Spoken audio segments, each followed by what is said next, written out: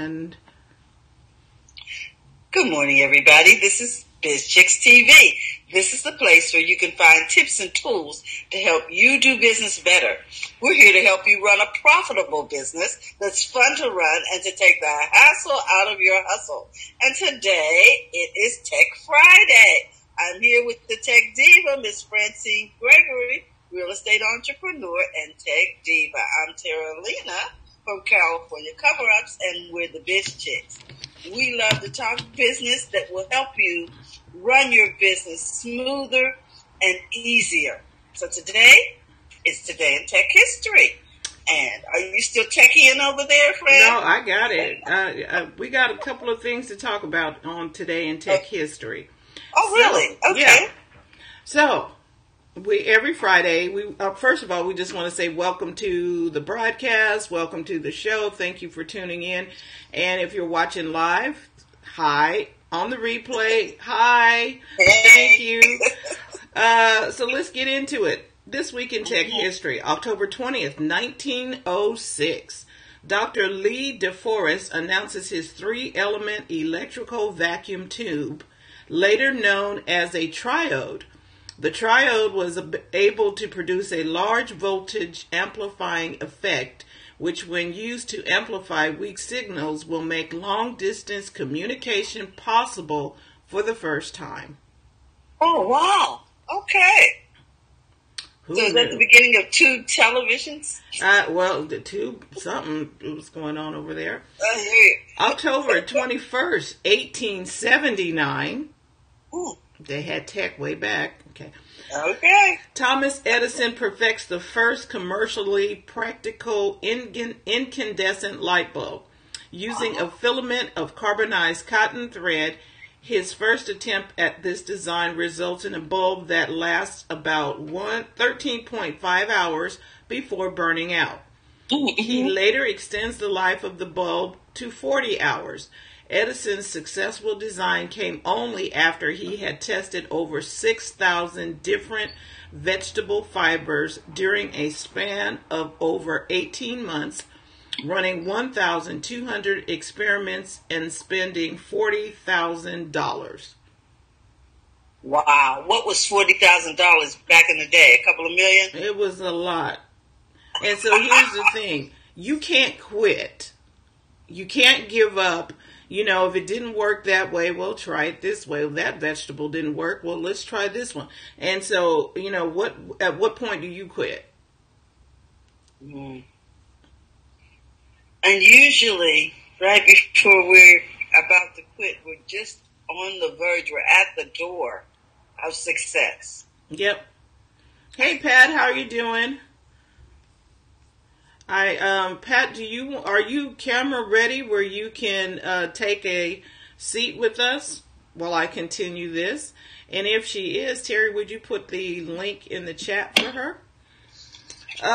Okay, October 21st, 1991, at the Comdex Computer Expo in Las Vegas, Apple introduces the first line of PowerBook notebook computers. The PowerBook 100, the PowerBook 140, and the PowerBook 170. The first truly portable Macintosh. The PowerBook line redefined portable computing and set the bar for future laptop designs. For example, the PowerBooks were the first laptop to have a trackball positioned in front of the keyboard. Most existing PC laptops of the time ran DOS and were therefore keyboard-oriented, requiring the use of external mice. So you had a trackball instead of a mouse. Uh-huh. And now the trackball has been replaced with the trackpads. That was October 1991. October 22nd, 1938, in a makeshift lab on the second floor of a rental house, Chester Carlson and his assistant Otto Kornai successfully invent the process that would lead to the photocopier.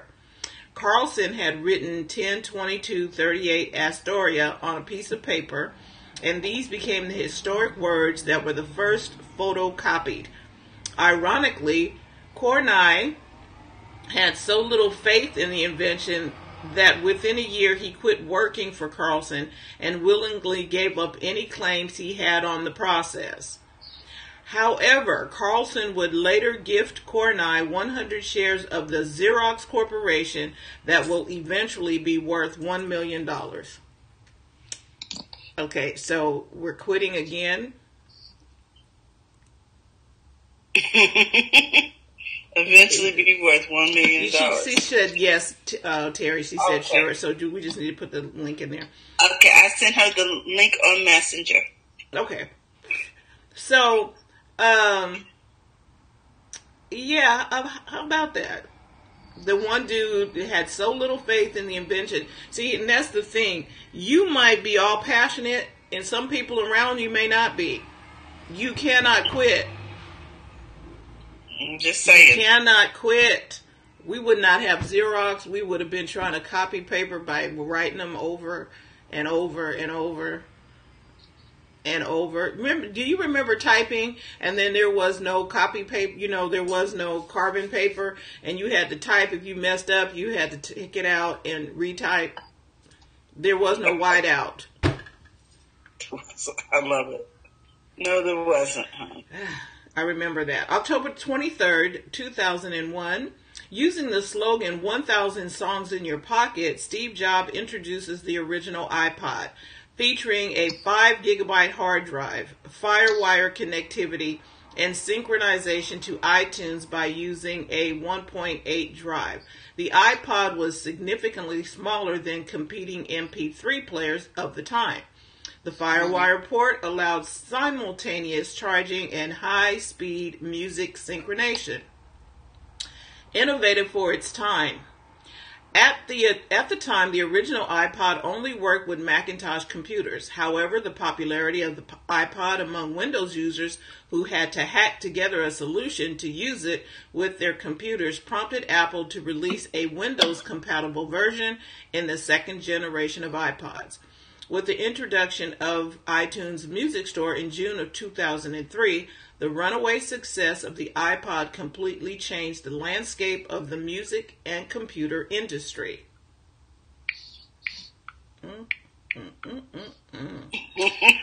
October 24th, 1861, Western Union completes the first transcontinental telegraph line across the United States, making nearly instantaneous cross-country communication possible for the first time. Previously, it took 10 days for a letter to be sent from Missouri to California via Pony Express. Mm-hmm. Wow.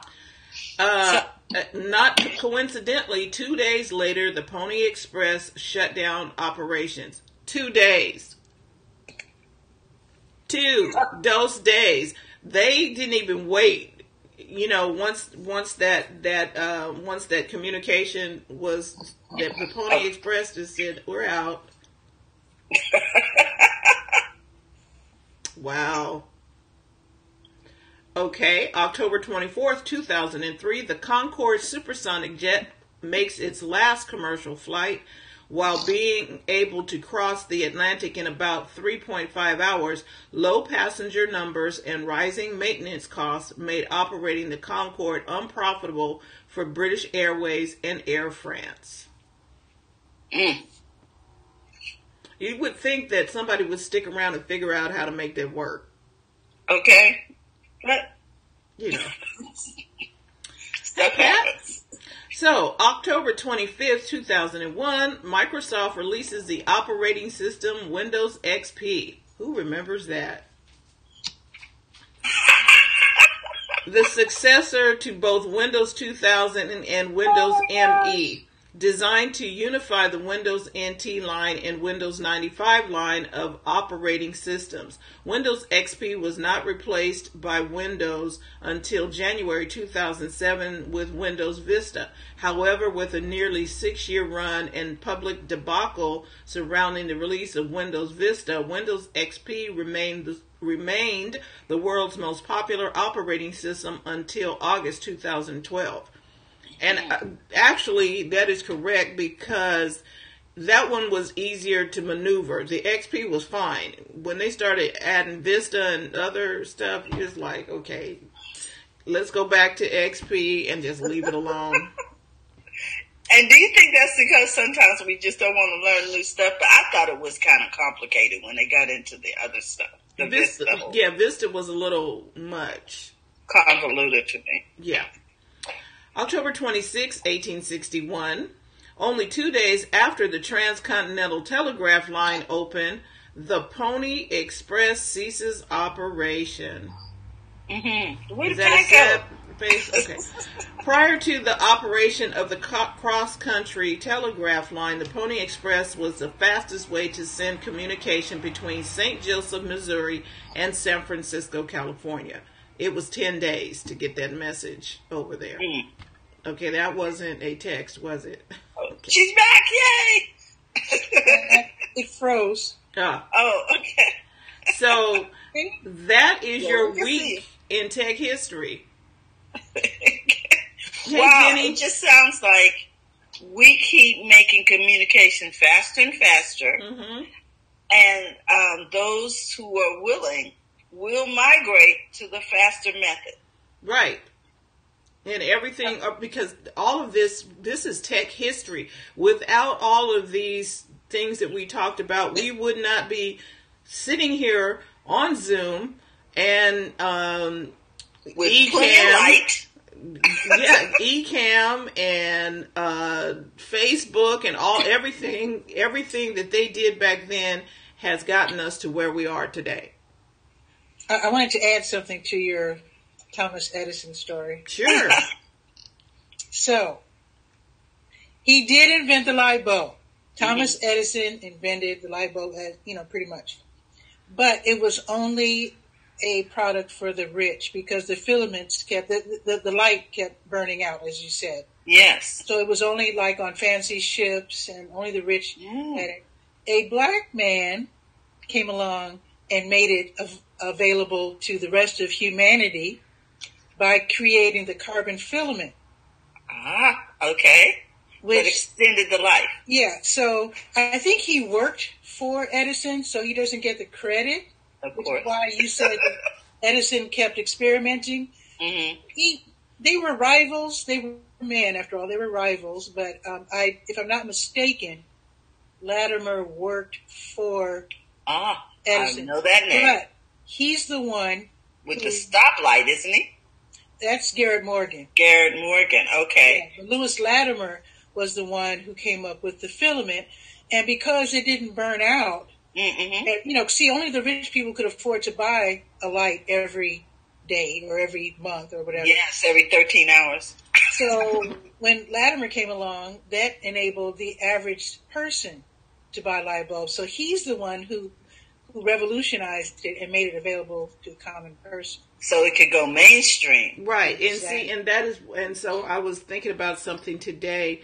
Even the little things that we do, we can't take it for granted. Even your little contribution. Nobody may know your name or give you the credit, but your contribution will make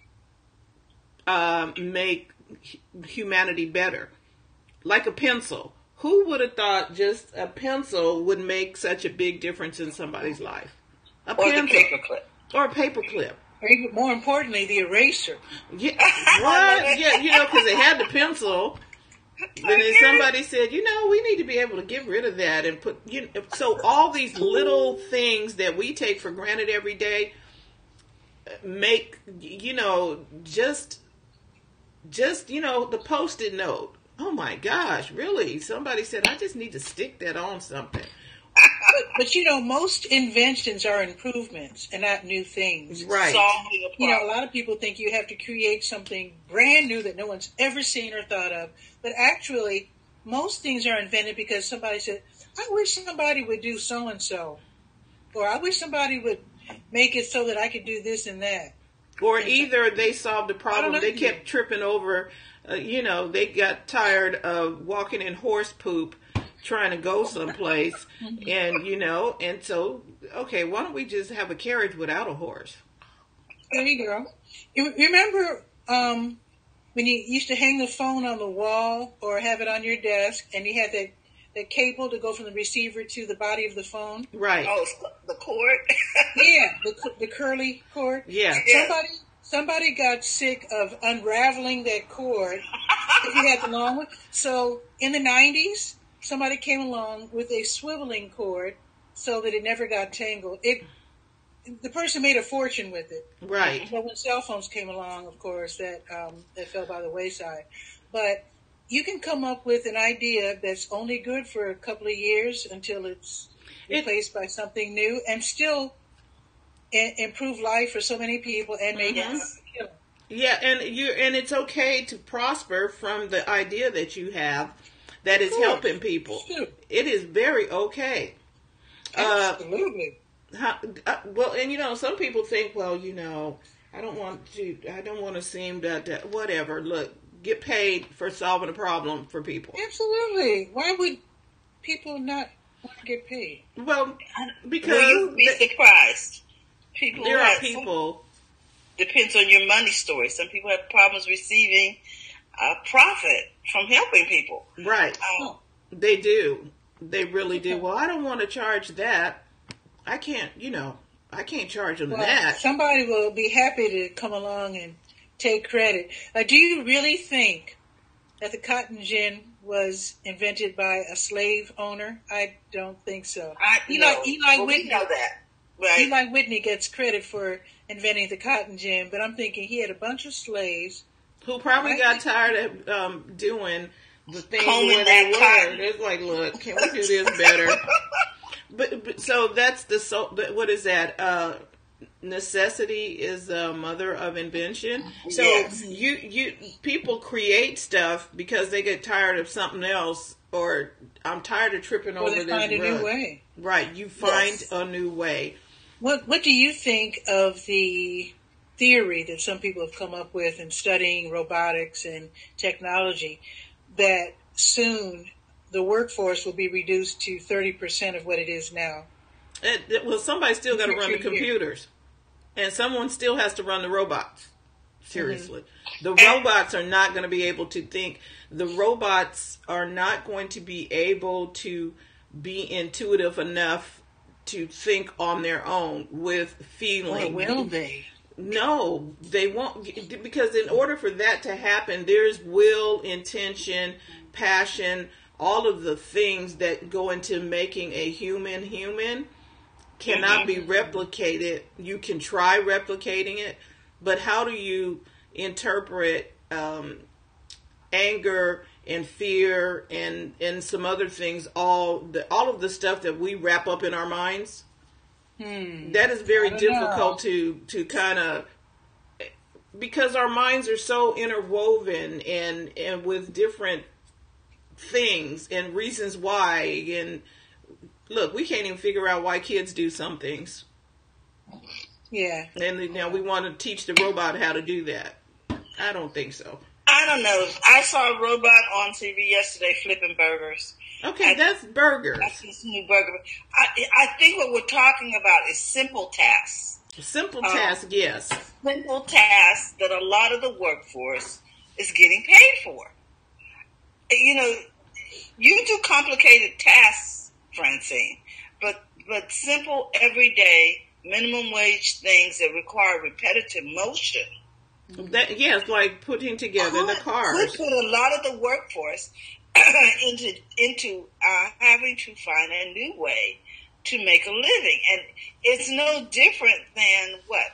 The Industrial Revolution? It's exactly what it is. And the informational revolution. Yeah, you know what I'm saying? You're and going to the need tech to learn. revolution. Now we got the tech revolution. Okay, now we got a digital revolution. So those people, I think, Patricia, will just have to figure out how to make a shift. But also with the advent of technology comes new jobs, Uber, Lyft, different things that service industries that now allow the individual to participate, whereas before they'd have $100,000 medallion and lease the taxi, and you see, so it creates and it solves different. There's what do they call it? A churning of the economy. things are going up and down and different. And so, and here's the thing, nothing is going to remain the same. We see this with the tech history. We're still not using Windows XP. We've moved on. And the light bulb lasts a little longer than 13 point so hours. Right. It lasts longer than 40 hours now. It lasts days. So technology, things are going to keep moving, and it's always going to be changed. Like Pat just mentioned, at some point, whatever was created, somebody's going to improve upon it, and so therefore we no longer need the Pony Express. But we always need to be lifetime learners. Correct. If we're going to be a successful part of the economy. I attended a class this morning at 7 o'clock. See there? See? And it emanated from Ireland. Mm-hmm. And it was a class dealing with my field, mobile journalism. Ah. Because see, now, just even talking about journalism, before you used to have to get the story or have a correspondence over there, wire in your story while somebody's typing it to get it back to the paper. Mm-hmm. Well, about the mobile journalism, actually, it hasn't caused a revolution just yet. It will. But basically, the big newsrooms are, they're accustomed to their $1 million cameras, and they feel, because invested so much in their equipment, that these little things can't possibly supplant those gigantic cameras that they have. But we know there was one newsroom that, for the price of fixing, not buying, but fixing their broken gigantic camera, they outfitted their staff with a bunch of these, tripods, and software. Yes. And I have seen news reports now.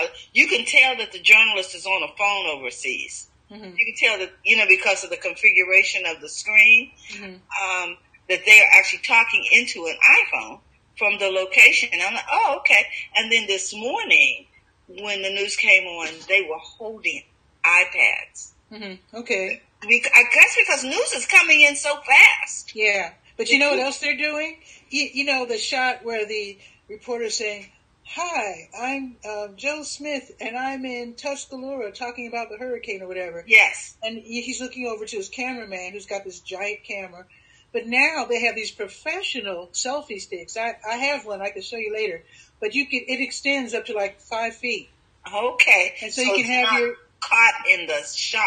Yes, you can have your smartphone out here. And see, that gets the story. It still does the job that they need, and it's faster than sending the camera truck out there to them. You can broadcast live. Right. And they could download it and reconfigure it for television, for the story later. Yes, but they got to use the technology, because otherwise a citizen reporter got it up as it's going on. Mm-hmm. And so they're behind the curve with the information. Yeah. Well, when something happens, I go to Periscope first. Well, and see? So people used to go to CNN, but while you're waiting for CNN to set up, they're there. You can get the ground's eye view from the people. And you get raw footage, right? Mm-hmm. It's not edited. It's real time. Yeah, very raw sometimes. Yes. The footage, how can I put this? I've never been close to a gun being shot. I've seen it in movies and TV, and I hear about people getting shot, and I've never known anyone who's gotten shot, but, I know what it is, but I didn't feel what it's like being in a scary situation until that Florida shooting, where the students had their cell phones out while the boy was shooting in Parkwood School. Uh-huh. And it was the most horrifying thing. Parkland, I think it was. But anyway, it was the most frightening thing I've ever seen, because they were scrambling, screaming. You saw blood, you saw dead bodies. So people getting shot. And it was so raw that I was astonished. And that's why I think the movement for gun control. That's the only thing that jump-started the what little movement there is on gun control, because people like me saw firsthand what it's really like to be shot at. Right. Terry, could you put in the chat that I need everybody to go over to Biz? Can you tell everybody to go to bizchicks.live, because something happened to our Facebook feed? So if you'll put that in the chat for me, I'm not going to touch the page until after you do that. They need to go to bizchicks.live and watch it on YouTube, because it's like, do you reload the page? Your changes may not be saved. I'm not touching it right now. I'm just leaving it alone. Facebook is being wonky, or it could be my. Well, it's heard a lot of them. I'm on the Facebook page and it's still rolling. I understand. That's why I'm saying I'm not going to touch it, because I got reload the site. Changes may not be saved. I'm like, exactly. Okay, I'm and not. Karen's coming in over there, so it's still moving on my iPad. A lot of people have been complaining about Facebook Live this week. Yeah, so here's the thing. So put in the chat, if this goes down, I need y'all to go to bizchicks.live. Is what I want to say. Okay. So in case this goes down before, because anyway, I'm just not going to touch the browser, and we're still rolling live on YouTube. Still rolling. Yeah. So so with talking about Facebook, I think because they're making some new changes or doing some things, there are little glitches, and I'm thinking Mojave just came out, which is the new. Facebook. Actually, you guys are on, so let me take it off. Yeah. Yeah, I just don't know how long that's going to stay. Okay. I'm just preparing everybody, because I got a message over here that says reload the site. I'm like, okay, I'm not touching it. Yeah, I just leave it, let it roll, because it took a while to load today. How are you, Coach Karen? Thank you for joining the conversation. I know I popped in later. I'm like, let me go see if the girls are still on. See what is going on over here. Yes. So, what have we in tech? Karen said you was going to share something when I talked to you on Wednesday. And I just came out of a meeting, so I didn't know what I said, but I said I'm still talking. Oh my gosh. And so I don't have it up, but Okay, so will you pull it up, and then we'll talk about some other things. Terry, did you find anything in the news today?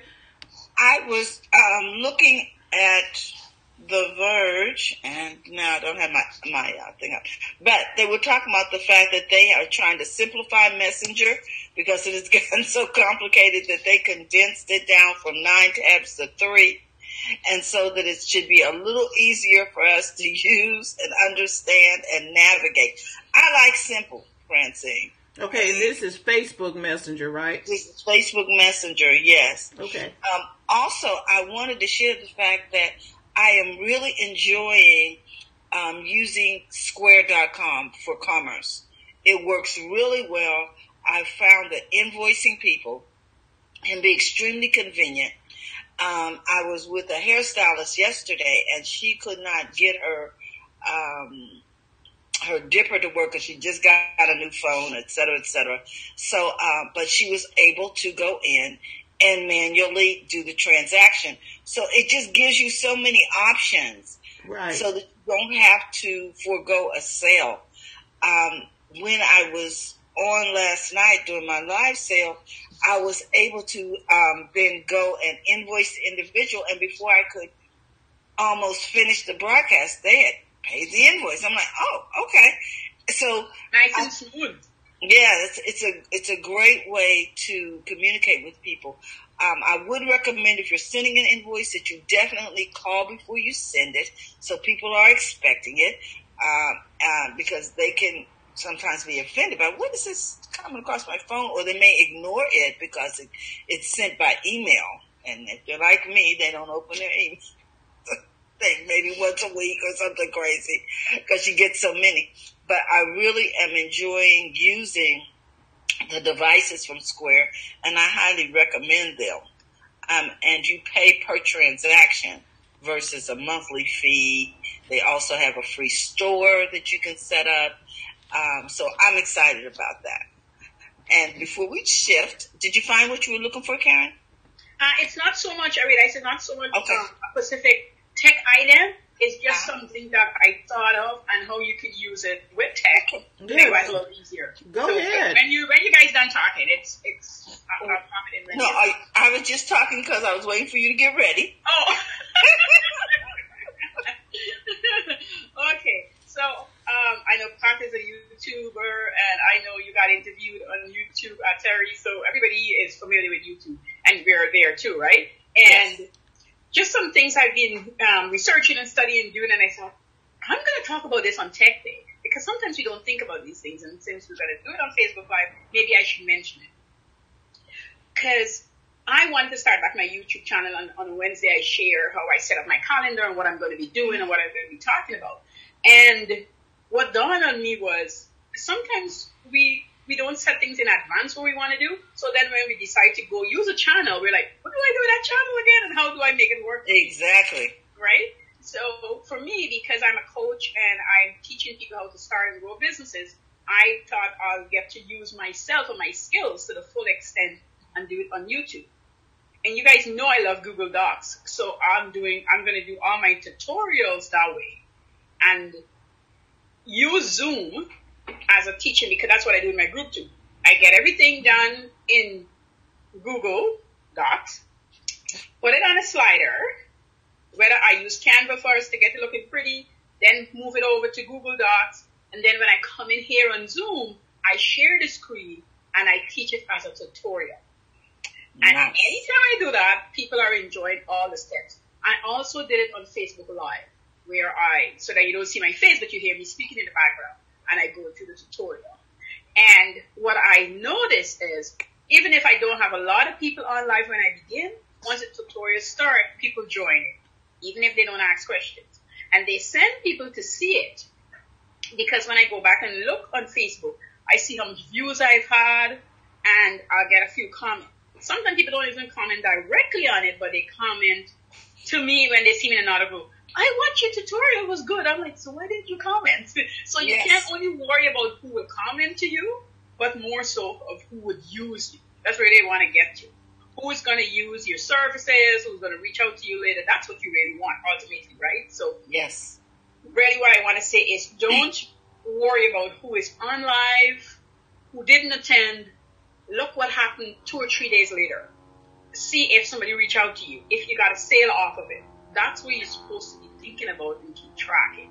So if anything, I want to really say the reason I want to do it on Tech Day, it's because I want to show you I'm using 3 different things. I put them together and it's resulted into the bottom line, because that's the ultimate goal, right? In business, the bottom line. So that was it. Because I look it up here, I put a note to myself. Like, what did I want to share? What tool? Not a tool. I wanted to. Okay, so let me see if I follow this. So you put the presentation together in Google Docs. I did. You then went on Zoom Mm-hmm. and taught to a So I did group. 2 ways. I went on Zoom once and I did the tutorial, Mm-hmm. and then I share it out Okay, on Facebook. on Facebook. So in groups.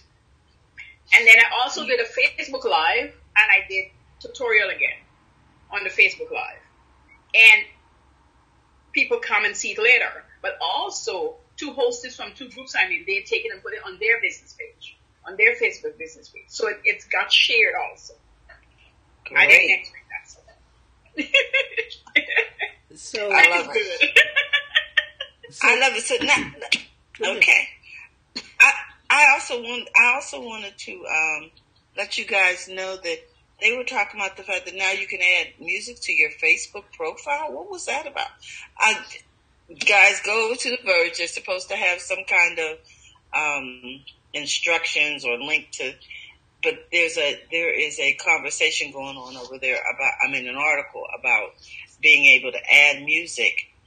And you know how Facebook is going after the new owners of Musical.ly, right? yes, Well, I saw it's all that. involved with the music. They first wanted just to make it so people wouldn't get their videos, I guess, penalized by having copyrighted music.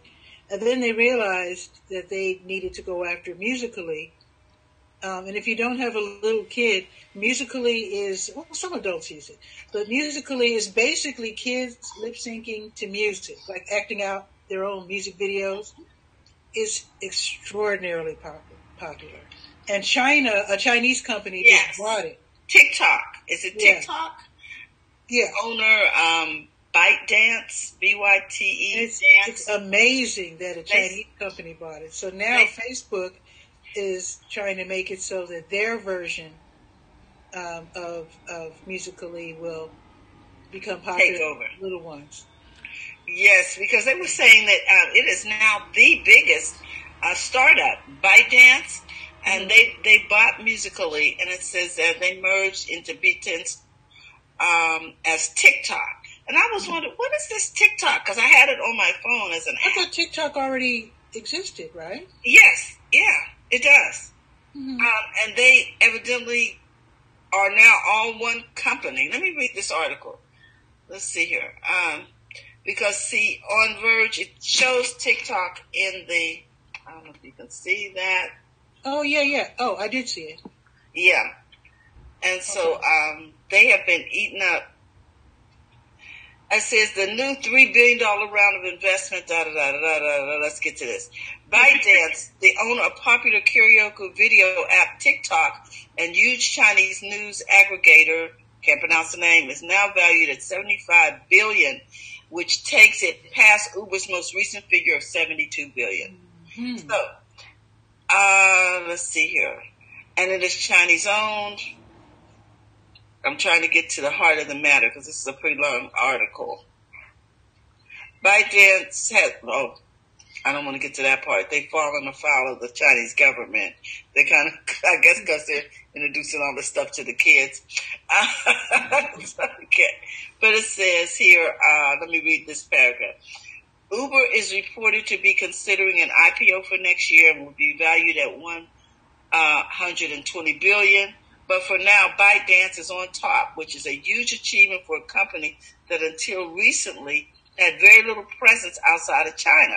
TikTok, which was acquired as Musically and merged into ByteDance's own service as TikTok, is a major sensation among teens in the West and has apparently already achieved the social media rite of passage of having Facebook attempt to clone it. Is that what you're talking about? Mm-hmm. It's like Justin Bieber was always, and people should really take a page on the Facebook page, if you will, because sometimes when we have a product or we want to launch something and somebody else have done it, we're like, we can't do it, because we're going to look like we're copying. And meanwhile, Facebook just do whatever everybody else is doing, just jump on the wagon and say, let me have a version of it. And because it's Facebook, it seems like it's okay. Or people think it's okay to go along with it, right? It's like Facebook has, I don't know if you guys know, but you probably know the Facebook blueprint, right? You know about that, right? About the Facebook what? The Facebook blueprint? No. Tell us about it. What is? I figure you guys would know about it. Like, if you go into the back of Facebook, right, they got the Facebook blueprint where you can go and find out, even though some things are not right, but something, you can't follow them with everything on the blueprint, only because it would eat up your money. And it's about ads and all that sort of stuff. But Facebook got that, and it has the thing where you can go in and literally go through this certification stuff with Facebook, get certified, and then when you decide to offer Facebook courses now, and how you're going to run ad for people and do management of their ads, when somebody, if somebody applied to work with you, they'll say, so are you certified? And you can whip out this little certification that you went through with Facebook, and people see you as a better authority and a more expert person to run their ads, which is never all the time true, but it's part of things that people are selling. Mm-hmm. And people go with the idea that if Facebook would certify you to be able to run ads and understand this back-end stuff that is confusing as hell to most people, which is not really, because it's not confusing. It's just time-consuming, but it's not really confusing. It's finding your audience, knowing what you're looking for, the very same things we do in business. That's all it is. But it seems confusing because you need so much people to narrow it down to get your right audience. So it seems confusing, but it's really not confusing. very soon. So, yeah, I must check out I know Fran like tech stuff, so she might want to check out Franny might want to check out the blueprint and stuff. And also, he's already there. I see her tapping on her phone. Yeah. Well, I wasn't over there. I'm just stuff been around since last year. Sorry, I keep forgetting to mention it because I started the process, but I didn't continue. I got distracted. Ain't gonna lie. Life is like that. Okay, what were you going to say, Fran? No, I would just want to say thank you to Carlos because he went over to check our YouTube feed to make sure that we were still good. And whatever's happening with Facebook, I'm just not touching that browser window, so we're still rolling over there. And I agree, Karen, that people should. You have more credibility if you're offering to help people with Facebook ads. I think having a certification from Facebook is a good idea.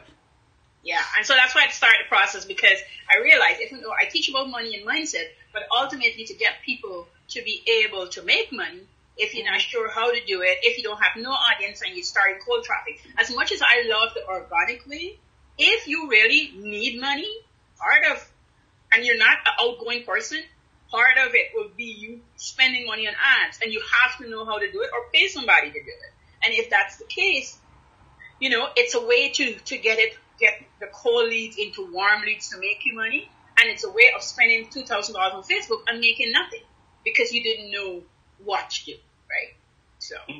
Yeah, and so for everybody, social media is to get people to know you.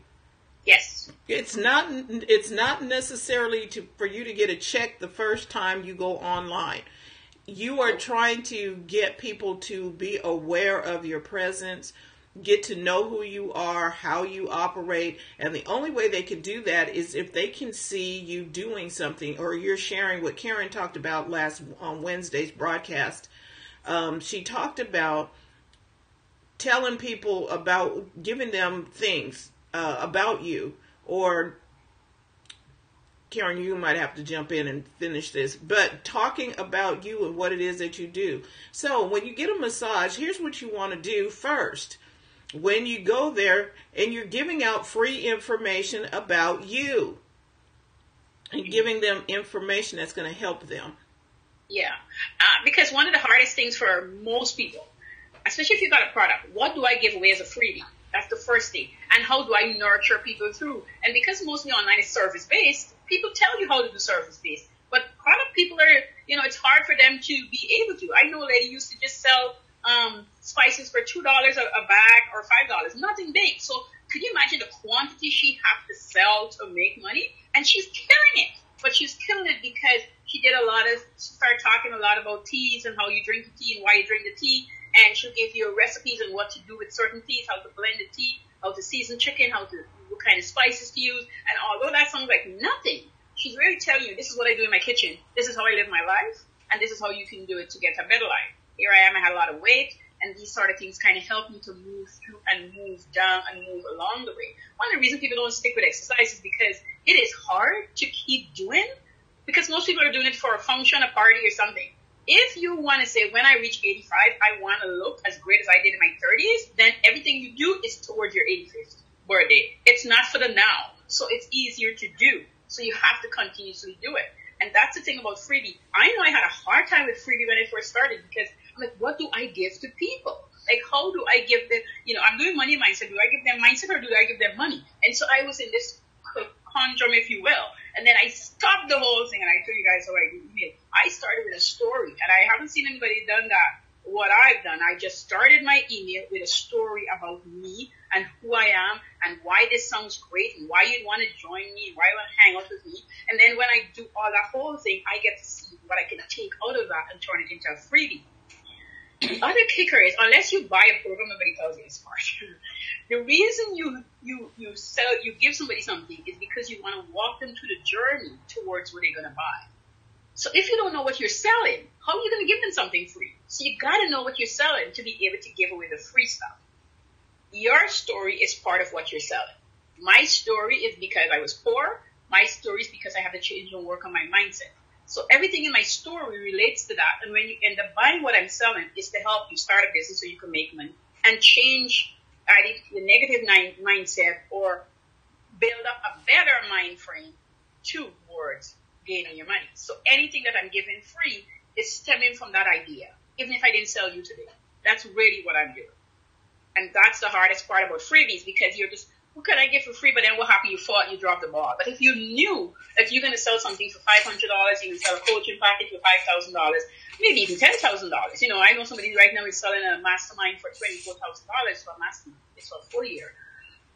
And it's $2,000 a month. And I remember when I had my meetup and I wanted to do something like that, and I told a few people, they're like, $2,000 a month, nobody's going to pay for that. Yes, people will pay for that. You just have to have the right people to pay for that. And yes.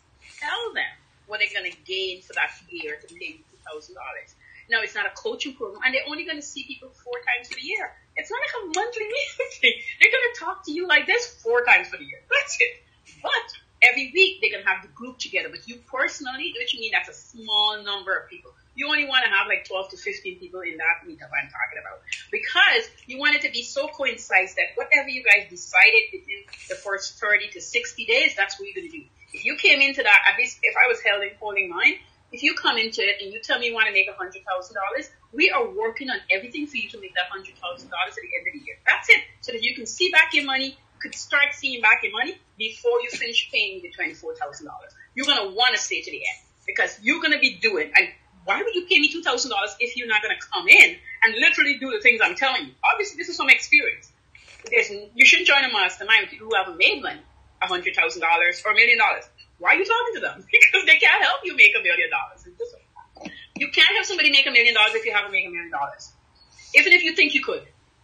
Because there's the obstacles, not of you can't go to make $1 million, but your mind has not accepted that you can make $1 million yourself.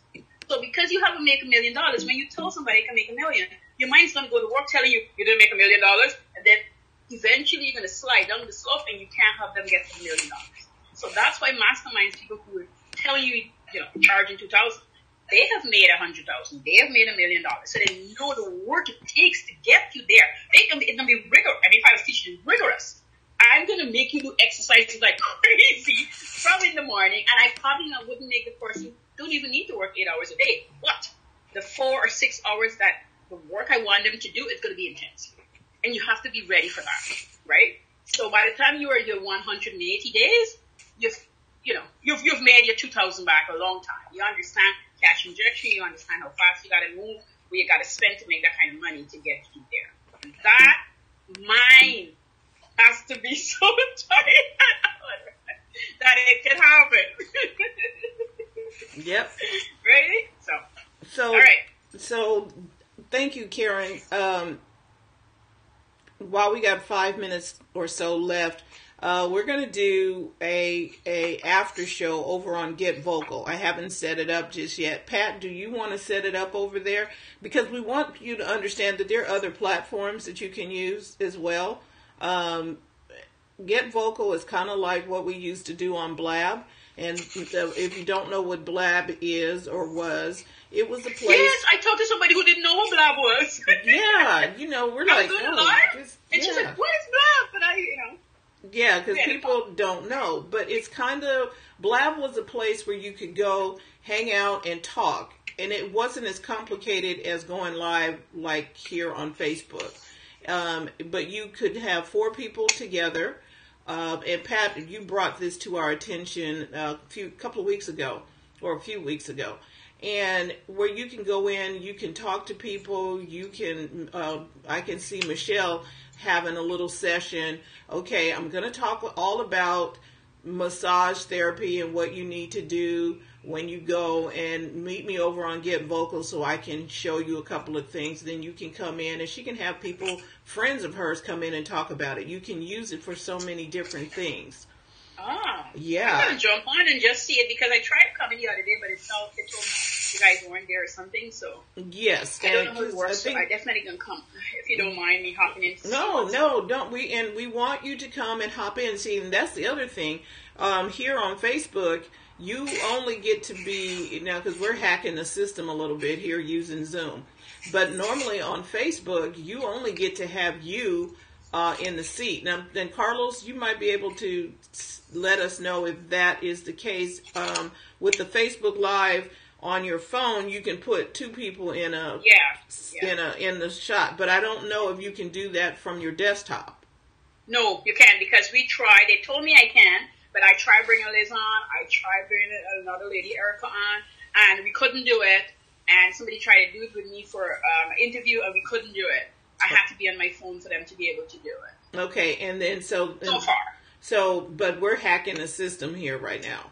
Just letting you know, we got 4 people in here, and technically we can have 5 or 6 people because we're using the Zoom platform to push to Facebook. Mm-hmm. Now with YouTube, I'm using Ecamm, and Ecamm, you get a stream key, and Carlos can talk more about this because he is the guy that does all of, if you want to go learn about going live, you need to talk to Carlos. But I'm taking the stream key that we have from YouTube, and I put it in Ecamm, and so whatever I'm broadcasting to Ecamm just goes straight over to YouTube, and without me having to open up what's the window that we normally have to use over there, Pat? Oh my gosh, that difficult thing. Ecamm or the Google Hangouts. I don't have to use so you're saving yourself a step, really, right? Right. That's a step, okay. By using Ecamm, I'm saving the step. I don't have to go into Hangouts. Yeah. Yeah. Which is just as well, because they'll be dying in, 10 months, 9 months? Are they going to kill Hangouts? I thought they were just killing Google Plus, and it's called Google Plus Hangout. Oh, okay. So that's part of it, huh? Yeah. So, although they'll fold in, I guess, the good features with YouTube. I'm sure they're not going to dump YouTube. No. And actually, YouTube owns Google, or Google owns YouTube. Google owns YouTube. Okay. And so whatever they have, whatever features people like in Google Plus Hangouts and Google Plus Hangout on Air, they'll incorporate in YouTube, I'm sure. And YouTube has something new coming out called Premiere. I haven't read it. I just saw it, and so I got to go over there and read about it, and I will bring you an update on that as soon as I go study it out. But it's got Google Premiere. And they're also offering music that you can get from YouTube that you can use in your videos. Yes. And they sent it to me, and I started investigating. And again, I have other things that I have to do. So more important pressing things, and it's called YouTube Music or something here. And yes. I can go select and new releases. Oh yeah, I use YouTube Music in my videos because you do it. Oh yeah. And you get to use the full song or whatever. Yeah, it's royalty free. Yeah, essentially YouTube Music is free music. What do they call that? Royalty free. Royalty free music. Royalty free, right. And so you can look for it, like, for example, I have a bunch of YouTube Halloween music, for example. Okay. Because I'm going to have a scary show next week. Oh. And of course, if you play Thriller, you will get tagged. In trouble, right? So I have plenty of YouTube Halloween music. You can look up music like classical or funky. Yeah. So it's a good thing to know about, because a lot of people, when I started, I didn't know any better. I was using real music from my iTunes collection on my videos. Then I would get notices. Your video was blocked in Germany because of certain music rights or whatever. And I quickly learned that instead of using real music, or rather copyrighted music, it's better to just go ahead and use YouTube music. And in fact, now I also use Epidemic Sounds, which is a membership site, but the music is much, much better.